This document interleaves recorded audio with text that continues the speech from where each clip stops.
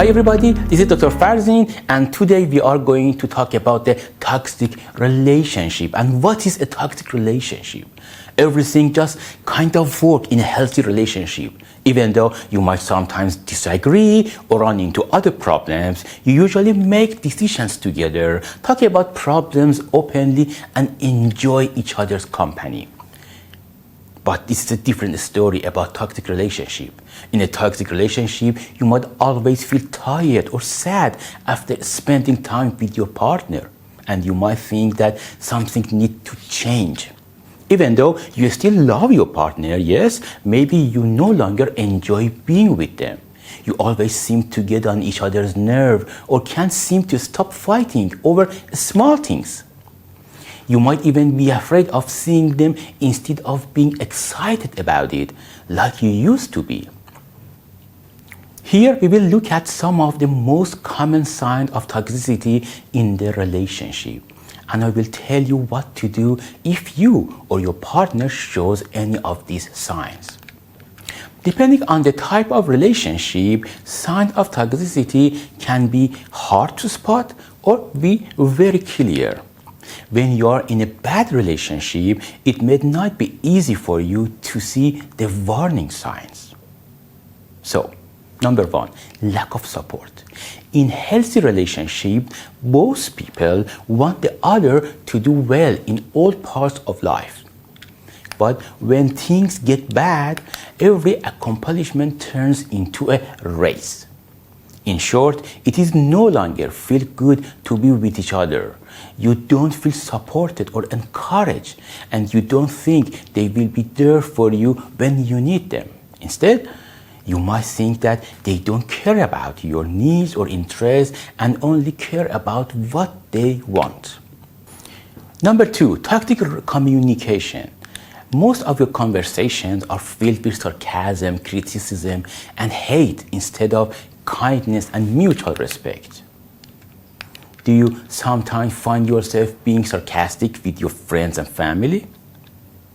Maybe you make fun of what they said when they are not in the room. You might even stop answering their calls to avoid the fight and anger you know they are coming. Number three, envy or jealousy. It is normal to feel a little bit of envy every now and then, but it can be a problem if your envy keeps you from being happy about your partner's success. It is a normal feeling for people to have, but when it leads to constant suspicion and mistrust, your relationship can start to fall apart quickly. Number four, controlling behaviors. Does your partner always want to know where you are? Maybe they get mad or annoyed when you don't answer their text right away, and when they text you over and over until you do. These actions could be caused by jealousy, a lack of trust, or need to be in charge. Both of these things can make a relationship toxic. Some of these attempts to be in charge can also be signs of abuse. Number five, resentment. Keeping grudges and letting them grow make it hard to be close to someone. Over time, anger or frustration can grow and make a small rift much wider. If you can't trust your partner to listen to your worries, your relationship could be unhealthy. Number six, dishonesty. You are always making up lies about where you are and who you are with. This could be because you don't want to spend time with your partner or because you're afraid of how they will react if they find out the truth. Number seven, patterns of disrespect. It is a red flag if you're always late, just forget things, or do other things that show you don't value your time. Keep in mind that some people may have trouble making and keeping plans, so it might help to talk about this behavior first. If it is not on purpose, you might see a change after telling them why it is bothering you. Number eight, negative financial behaviors. When you share money with a partner, you usually have to agree on how you will spend or save your money. Still, it is not always bad for a relationship if one partner spends money on things the other partner doesn't like. But it can be bad if you and your partner agree on how to handle your money and then one of you keeps breaking that agreement by buying expensive things or taking out a lot of cash. Number 9, constant stress. Normal things that happen in life, like a family member getting sick or losing a job, can make your relationship tense. But being on edge all the time, even when you don't have any outside stressors, is like a sign that something is wrong. This constant stress can hurt your physical and mental health, making you feel sad, mentally and physically exhausted, or just sick in general. Number 10, ignoring your needs. Toxic behavior is when you do whatever your partner wants, even if goes against your wishes and comfort level. Say they set up a trip for you that will take you away from home on your mom's birthday. But when they ask you what date worked for you, you said that any date was fine as long as you didn't miss your mom's birthday on the 70th. Because you don't want to start a fight, you don't want to bring it up, so you say, great, I'm happy. Number 11, lost relationship. You have stopped seeing your friends and family because you don't want to fight with your partner or have to explain what's going on in your relationship. On the other hand, you might find that most of your free time is spent dealing with your partner or worrying about your relationship. Number 12, lack of self-care. In a bad relationship, you might stop taking care of yourself the way you usually do. You might stop doing things you need to enjoy, stop taking care of your health, and give up your free time. This could be because you don't have the energy or because your partner doesn't like it when you do your own thing. Number 13, hoping for change. You might stay with the person because you remember how fun it was when you first met. You might think that if you change who you are and what you do, they will change too. That's wrong. Number 14, walking on eggshells. You're afraid that bringing up problems will cause a lot of tension, so you avoid conflict and don't talk about problems. So, the question is it possible to fix a toxic relationship? People often think that relationships that are toxic are doomed, but that's not always true. What makes the differences? Both people have to want to make change. If only one partner is interested in making healthy habits, there isn't much chance that anything will change. Here are some signs that you might be able to work things out. Acceptance and responsibility. You and your partner are on the right track if you both know the relationship isn't going well and want to fix it. Both of you must be able to see how their past actions have hurt the relationship. It shows an interest in self-awareness and taking care of oneself. To put it another way, both partners should realize that they have contributed to the toxic nature of the relationship, whether through resentment, jealousy, or not being able to talk about their worries and disappointments. Willingness to invest.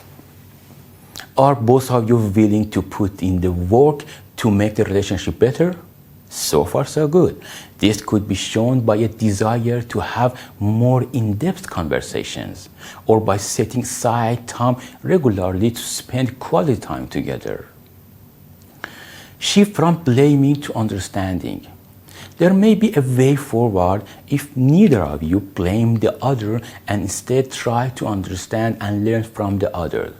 For example, instead of saying it's your fault or you always do X, Y, Z, you could say, I think we misunderstood each other, so let's try again. Or, I understand why you're feeling stressed and upset. How can we work on that together?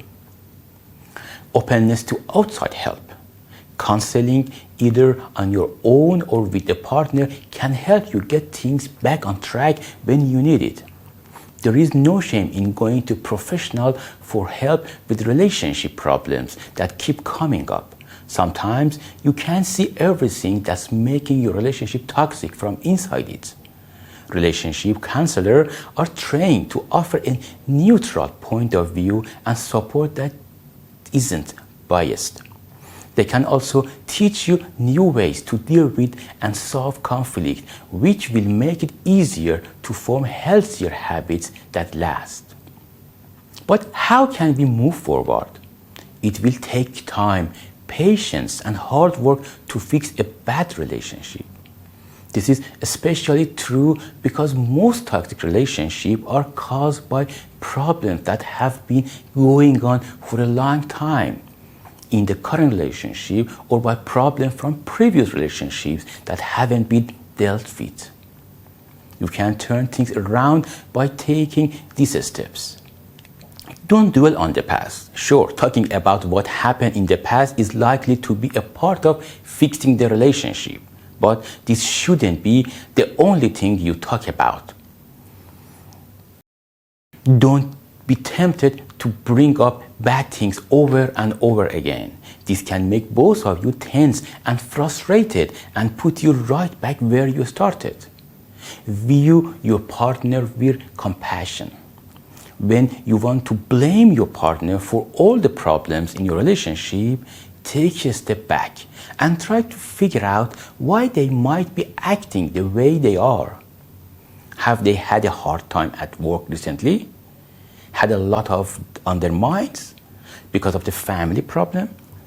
These challenges don't make up for bad behavior, but they can help you figure out why it happens. Think about what you have done too. When you're upset, do you tend to pull away instead of talking about it? Do you criticize your partner if they don't do tasks the way you want them to do? Also, these habits could play a role. You should start a therapy. Being willing to go to therapy can be a good sign that the relationship can be fixed. Still, if you want the relationship to move forward, you will need to reach out to set up the first meeting. Couple therapy is a good place to start, but individual therapy can also be helpful. Individual therapy is a safe place to talk about attachment problems and other things that might be causing problems in relationship. It's also help you understand the differences between unharmful and harmful behavior. Find support. Look for other ways to get help, whether or not you decide to try the therapy. Talking to a close friend or a trusted mentor is one way to get support. You could also join a local support group for couples or partners who are dealing with problems like infidelity or drug use in their relationships. Practice healthy communication.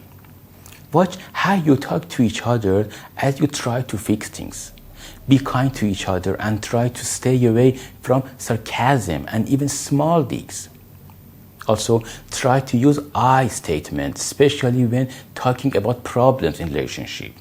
For example, instead of saying, "You don't listen to what I'm saying," you could say, "It hurts me when you pull out your phone while I'm talking because it makes me feel like what I'm saying doesn't matter to you." Be accountable. Both partners must admit that they play a part in making the situation worse.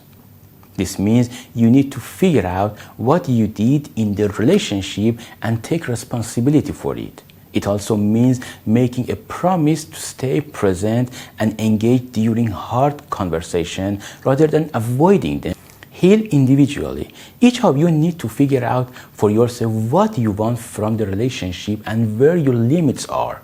Even if you think you already know your needs and limits, it's a good idea to go over them again and then tell your partner about it. The first step is to talk about the limits, but keep in mind that limits aren't set in stone, so it's important to keep talking about them as they change over time. When you are trying to fix a broken relationship, it's a good time to think about how you feel about things and how close you want to be physical. Hold space for the others to change. Don't forget that things won't change quickly. Work on being flexible and patient with each other over the next few months as you both grow. Thank you for watching, and I hope you enjoyed this episode. Please feel free to subscribe to the channel so whenever a new content are published, you are the first to know. Have a good time.